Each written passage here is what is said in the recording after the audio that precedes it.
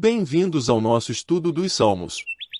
Hoje vamos mergulhar no Salmo 2, que nos traz uma mensagem poderosa sobre o rei escolhido por Deus para governar as nações. Vamos explorar juntos o significado deste salmo e ver como podemos aplicá-lo em nossas vidas.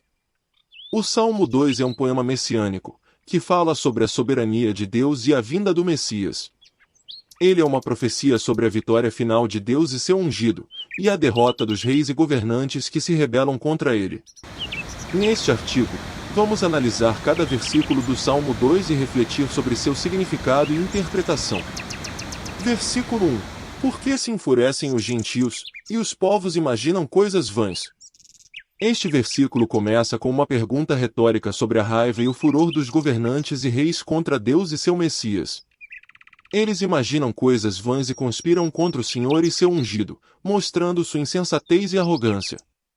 Versículo 2. Os reis da terra se levantam, e os governos consultam juntamente contra o Senhor e contra o seu ungido, dizendo.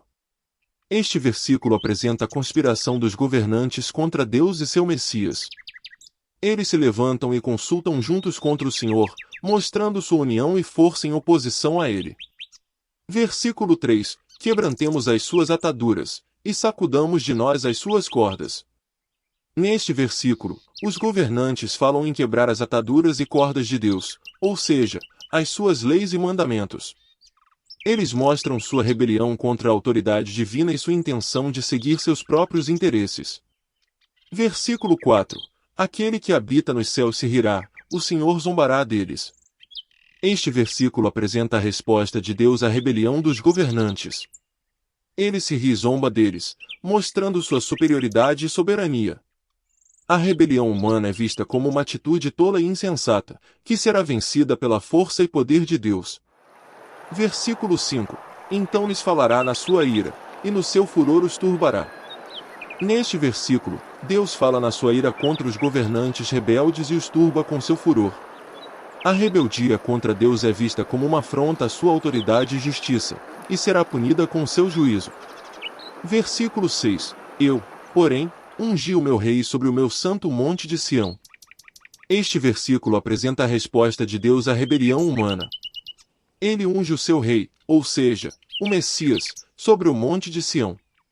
Isso mostra a vitória final de Deus sobre seus inimigos e o estabelecimento do seu reino eterno. Versículo 7. Proclamarei o decreto. O Senhor me disse, Tu és meu filho, eu hoje te gerei. Neste versículo, o Messias é apresentado como o Filho de Deus, gerado pelo Senhor.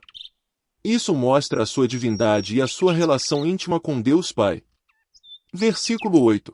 Pede-me, e eu te darei os gentios por herança, e os fins da terra por tua possessão. Neste versículo, Deus promete ao Messias que ele terá autoridade e o poder para governar todas as nações e reinos da terra, trazendo-lhes a salvação e a justiça. Isso se cumpre na missão de Jesus Cristo, que é o Messias prometido do Antigo Testamento, e que é aclamado como Rei dos Reis e Senhor dos Senhores. Versículo 9. Tu os esmigalharás com uma vara de ferro, tu os despedaçarás como a um vaso de oleiro. Neste versículo, a autoridade e o poder do Messias são apresentados de forma intensa e impressionante.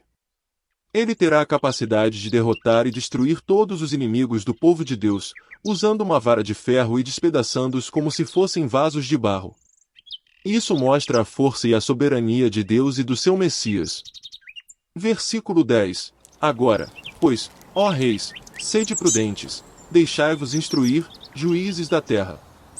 Neste versículo, os reis e os governantes são chamados a se submeterem à autoridade do Messias e a aprenderem com a sua sabedoria e justiça.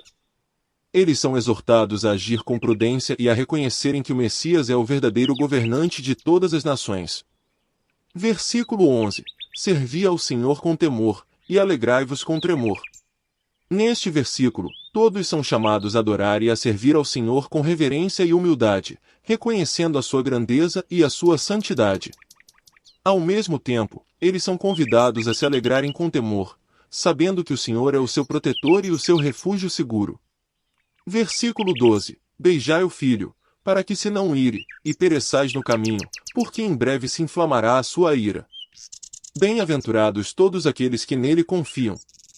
Neste versículo, É dito que aqueles que rejeitam o Filho de Deus, o Messias, estão correndo o risco de perecer no caminho da vida.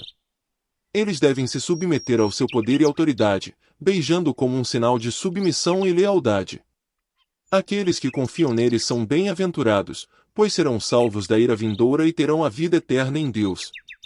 Em resumo, o Salmo 2 é um belo retrato do Messias, que é apresentado como o Filho de Deus, o Rei ungido e autoridade suprema sobre todas as nações.